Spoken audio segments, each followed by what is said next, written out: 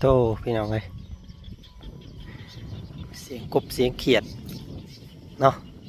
บรรยากาศแรงๆพี่น้องเลยแดดอ่อนๆเนาะพังเสียงเขียดจะหน้าห้องจอดแจ๊ดจอดแจ๊ดพี่น้องเลยป้าโตเนาะทุ่งไห้ทุ่งหน้ากับเขาหรือว่าก้ากับกำลังเนาะเขียวขนัวพี่น้องเลยมาเด้อเนาะมาเบิ่งมาส้มบรรยากาศบ้านๆเนาะบ้านนอกคอกหน้าเฮาพี่น้องเอ้ยเนาะอยู่แต่ในมุงในเมืองก็เห็นแต่รถแต่ล่างพี่น้องเอ้ยเนาะมาพังเสียงกบเสียงเขียดห้องพี่เด้อ เนาะป้าโตพี่น้องเอ้ยนี่บรรยากาศอันนี้ก็เป็นทางหอมพี่น้องทางหอมเสื่อมอีกหมู่บ้านหนึ่งเนาะบ้านโคกปลาไหวอันนี้ก็เป็นหน้าอีกเจ้าของหนึ่งพี่น้องเลยเนาะ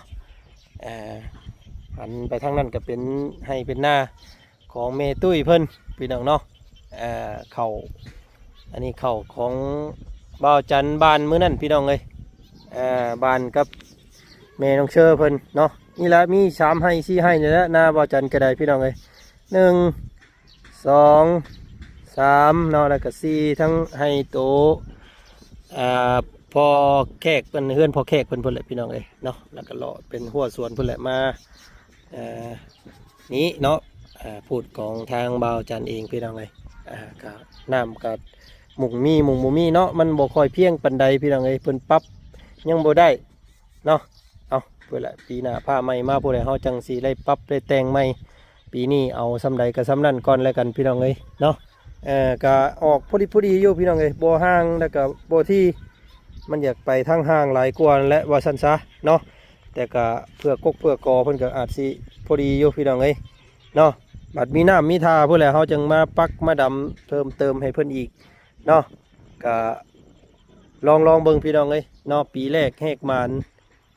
หวานเอาก็เบิ่งแล้วก็คือสิหมากผลก็สิบ่ปานใดแล้วพี่น้องเอ้ยเนาะเพราะว่าหญ้าหลายเนาะแบกกันน้ำมักจับลงมาใส่ทางนี้บัดที่นี่พี่น้องเลยเนาะกะเฮ็ดหัวเฮ็ดแค่ก่อนพี่น้องเลยเนาะลงให้ลงหน้าปีนี้พี่น้องเอ้ยเนาะเมื่อยผู้ทางแม่น้องเชื่อเพิ่นกะลกก้าผู้พี่น้องเลยหัวก้นมันอยู่พี่น้องเลยเนาะผู้เห็นอยู่ดิพี่น้องเลยผู้นี่ทางแม่น้องเชื่อเพิ่น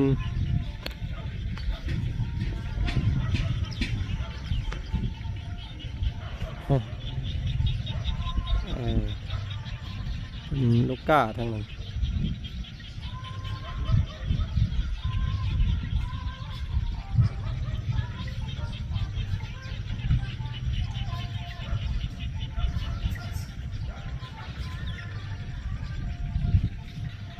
คุณก็เป็นวัดพี่น้องเลยเนาะโอเจกวัด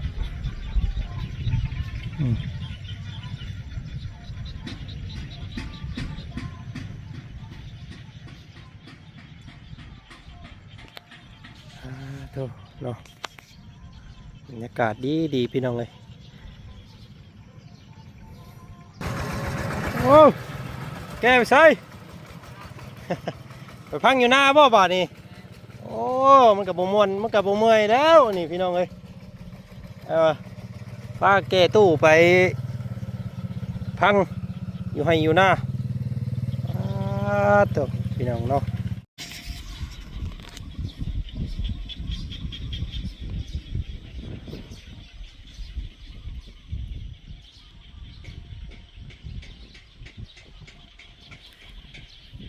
เนาะก็เดี๋ยวลงไปขังหัวก่อนพี่น้องไงนำมาจับไปตอกใส่เบิ่งก่อนเนาะไปพี่น้องไงโตอากาศดีพี่น้องไงมือนี้เนาะยามค่ำแดดอ่อนๆคือน้อยนึงพี่น้องไงเนาะผ้าฝนก็เป็นใจมือนี้พี่น้องไงบ่ตกแล้วก็บ่แดดพี่น้องไงเนาะมาเด้อพี่น้องไงลูกก้าเด้อเนาะทางเมน้องเชื่อเพิ่นว่าอยากจ้างอยู่เนาะมัดละ2,000 กีบมัดหนึ่งก็ตีไปมัดละ5 บาทได้พี่น้องเด้อ มัดละ5 บาทเนาะมีคนมาอยู่บ่เนาะพี่น้องเลยเนาะ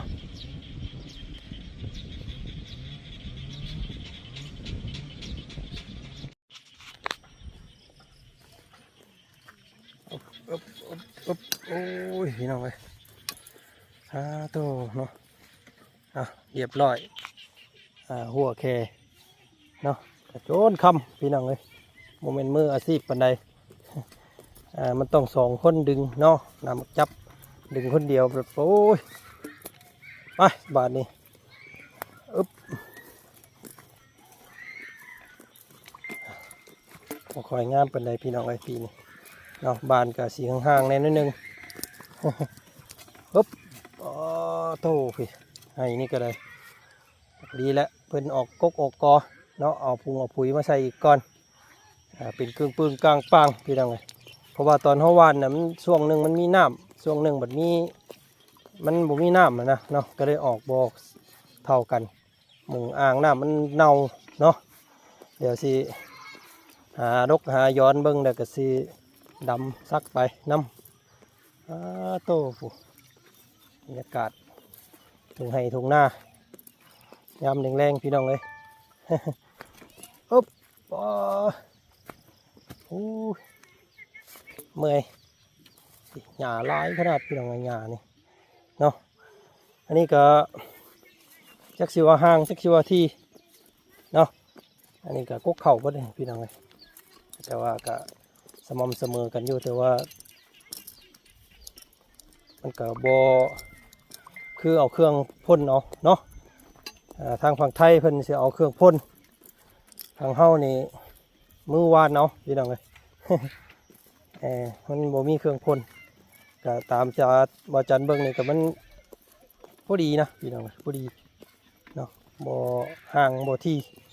ที่ลายกับบ่เป็นกกเป็นกอเนาะเถอะอย่างนี้ผู้เบิ่งผู้กลัวเนี่ยพี่น้องไงเนาะประตูแม่เพิ่นก็เท่าเลย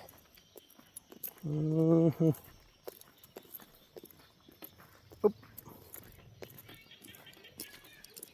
เถอะอันนี้ตอนไถมันไถบ่ได้มันแข็งเนาะเป็นดินแห้งผู้ใดให้น้ำแช่น้ำยังช่วงเดือน8 เดือน 9ผู้ใดจึงดำเอาอึ๊บก็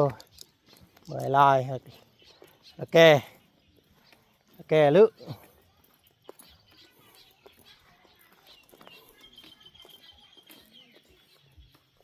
ปลากระปล่อยเรียบร้อยแล้วพี่น้องไอ้ปลา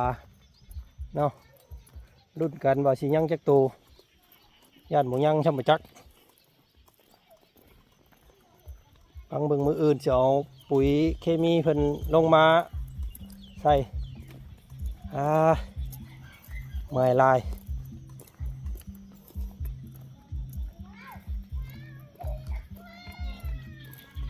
อุ๊บเหลือน้อยหนึ่งนี่ก็สิเป็นต้นไม้บงบานวงหวานว่าสันพี่น้องทั้งผู้เฒ่าเพิ่นเอามาให้เนาะยายไว้พอได้กินแกงมันยำเล็กยำควายเนาะก็มีน้ำฮดตลอดปีก็คือสิได้กินตลอดอยู่พี่น้องเลยเนาะแต่ว่าบ้านเฮาโคกต้องมีเจาะน้ำต้องมีสระน้ำฮดเนาะมันจังสิได้ก็ เมื่อยเนาะต้นมะขามพี่น้องเลยขามร้อยกว่าปีแล้วแหละเนาะตั้งแต่ไม่ตู้น้อยๆแล้วว่ะพี่น้องเลยเนาะได้อายุ100 กว่าปีผู้ไฟอยู่ต้นมะขามแล้วก็เปิดเองพี่น้องเลยตอนค่ำตอนมืดมาเนาะ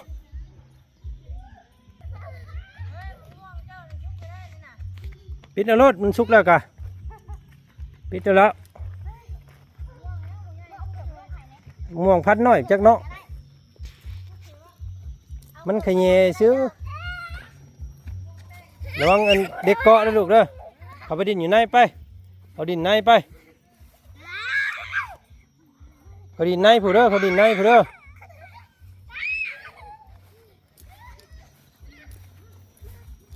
พกหญ้าเนาะบ้าโต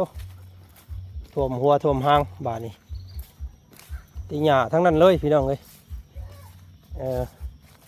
เพราะว่าขังงัวควายบ่ได้เข้ามาผู้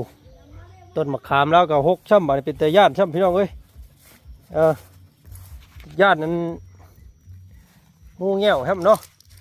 อันนี้หัวปวกพันให้ปลากินพี่น้องเลยเออพอปลากะหากะมาเมื่อนี้ยังน้อยอยู่สีบอนั่นนะพี่น้องเลยสีบอเอาหัวหารเนาะสีเน้นแบบธรรมชาติเนาะ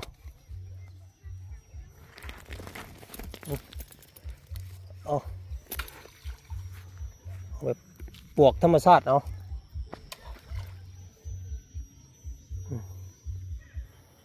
ฮาโท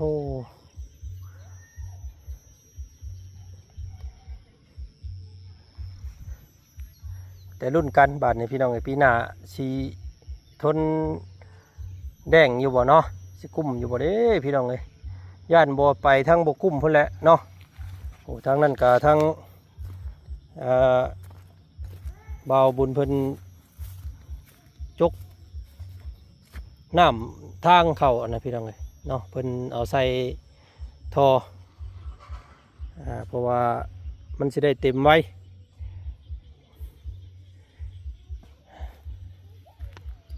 ว่าสิเฮ็ดอัน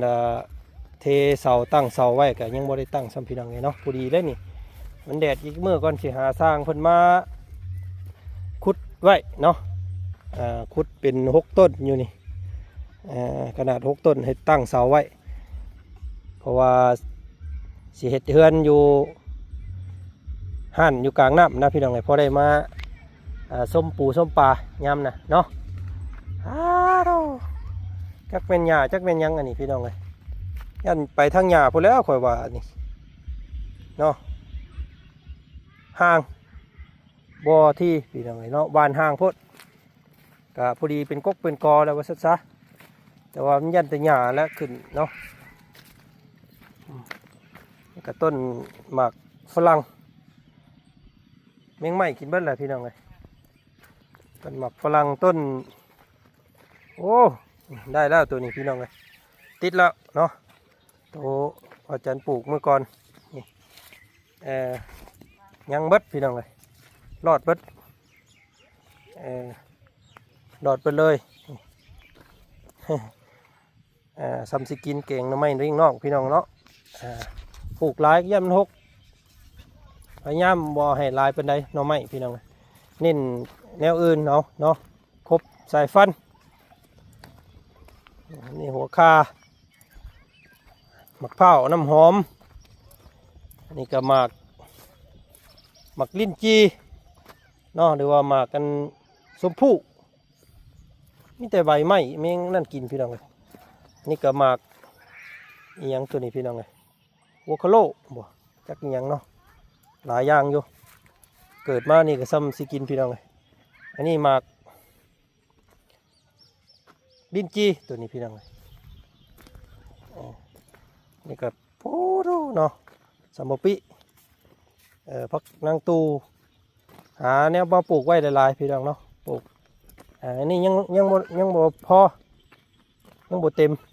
หมักกุ้งหมักทั่วหมักแตงยังบ่ได้ปลูกอีกพี่น้องเนาะต้นหมักเผาอันนี้ก็ได้หัวสังไข่ก็ใกล้แล้วพี่น้องเนาะที่ปงแล้วต้นมะพร้าวน้ำหอมปลูกพักปลูกมีไว้เนาะหมักม่วงกะซุกเบิดเลยทิศเอาอย่าหามน้องเจ็บเด้อเจ็บได้ดูเลยอันนี้ต้นม่วงเป็นโคกแรงบ่พี่น้องนะคือว่าโคกหนองนาเนาะยันไปทางโคกแรงพอแล้ว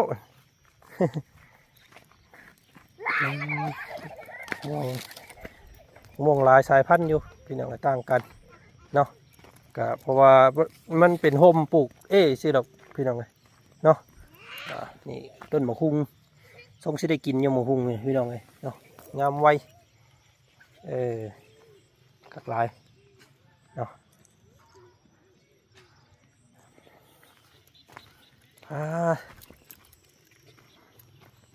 ต้นมะฮุง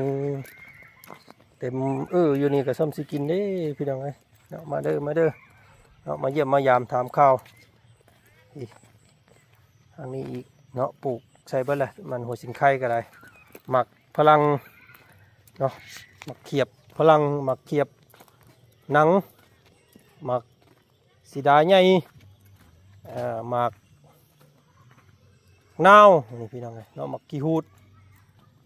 ติดเบิ่ละพี่น้องเลยโตทางนี้เนาะหญ้าตองหอยว่าวเลยทางนี้พี่น้องเลยนี่ไดเด้ทางนี้เนาะเป็นตลอดปลอดภัยอยู่บ่คืออยู่บ่วายละโอ้คำบอกเข่าเนี่ยมันกับเจ้าคุมบาได้เนาะ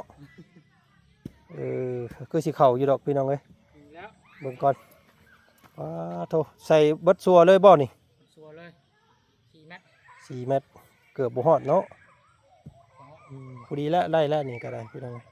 พอได้รัดเอาน้ำอยู่กลางทางไล่ปล่อยไล่วุ้นไล่ข้างขาไปเลยพี่น้องเนาะเดี๋ยวมันไล่เขาน้องแล้วป่ะน้ำอาศัยน้ำเดี๋ยวทั้งฟ้าอย่างเดียวกับบัวไว้เนาะมันนานเต็มเป็นเอาน้ำทางน้ำเขาหลายยันขั้นมันขาดพี่น้องเลยเนาะซ้อมมาก่อเดือน8 เดือน 9นี่โอ้ยแบนไฟแว่แล้วเลยอันนี้ก็หน่อไม้อีหยังคนเอิ้นหน่อไม้ชุ่งบ่หน่อไม้บ่ค่อยออกมันเป็นโพนขึ้นพี่น้องมันเพราะดินมันต้องเอาเพื่องเอาอย่างมาต้องเอาเพื่องมาถมเอาขี้พุ่นมาใส่อันนี้จังจะได้กินแล้วก็อาหารน้องอีกมันสูงโพดเนาะสายพื้นสายไฟเกี่ยวอยู่แถวนี้แล้วก็สิให้ปลูกมุงนี้อีกนี่คือสลามนี่ออกมืออื่นผู้สลามนี่ออกเอาต้นไม้อันบงไม่วงหวานว่าสันเนาะไม่วงหวานมาใส่แถวนี้อีกเนาะขึ้นจะจุดโตโอ้ไว้พี่น้องเลยเนาะหกแห้งหน่อไม้นี่ก็บ่ได้กินพ่อมือได้แต่ว่าใหญ่ถ่วมนั่นเลยเนาะใหญ่ลายเอาไทยให้พี่ให้น้องเบิ่งอัปเดตโดนๆมาเถอะพี่น้องเอ้ยไปวางตีนวางมือแล้วมื้อนี้ค่ำแล้วเดี๋ยวมื้อหน้าก่อนเฮ็ดมื้อเดียวหลาบเลยได้หั่นเนาะลูกได้คอยเฮ็ดไปยังหาหมักแตงได้พี่น้องเนาะเสียหาหมักแตงเพราะว่าตะนางมันมีแล้วตะไคร่ให้มันจับขึ้นหมักแตงให้มันขึ้นตามลำเครือขึ้นตามมันนี่นะเนาะหมักทั่วหมักแตงแต่ว่ามันอย่างหกเลยเนาะปลูกลายก็หกพอได้แก่เนาะดินไม่งามอยู่พี่น้องเลยหลังจากปี1 2 ปีไปแล้วกับโบปันไดเนาะเพราะว่าดินมันเจ็บโธ่ป้าเสียพี่น้องเลยเนาะการสำหรับคลิปนี้เนาะทางบ่าวจันกับสิขอลำลาเพียงสำนีก่อนเด้อพี่น้องเลยเนาะขอบเจอหลายๆที่เข้ามาให้กำลังแห่งใจเนาะรุ่นกันว่าสิออกมาออกผลได้สำใดต้นไม้ต้นตอกกันเนาะพี่น้องเนาะพวกแค่ก็อ้อมไปหมดแล้วพี่น้องเลยเนาะเต็มอยู่การหน้าผ้าไม้เพื่ออะไรจังหวะกันอีกพี่น้องเลยมืออื่นก่อนถ่าก่อนพี่น้องเลยเนาะเข้ากับเชียงห้างเนาะเดี๋ยวเอาปุ๋ยมาพึกใส่อีกหาซื้อปุ๋ยก่อนมืออื่นซื้อปุ๋ยก่อนซื้อปุ๋ยมาพึกใส่เพราะว่าหญ้ามันก็บ่ได้ค่อยมีปานใดเอาปุ๋ยเล็งกกเล็งกอเพิ่นโธ่คักพี่น้องเอ้ย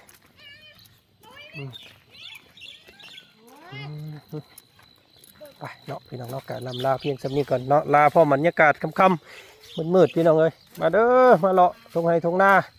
เนาะบรรยากาศแบบชีวิตพอเพียงพี่น้องเอ้ยเนาะลาพี่ลาน้องสำนี้ก่อนมื้อนี้ไปแล้วพี่น้องเอ้ยสบายดีสวัสดีเด้อบัดสุขสุคนเจอกันไหมไปเนาะ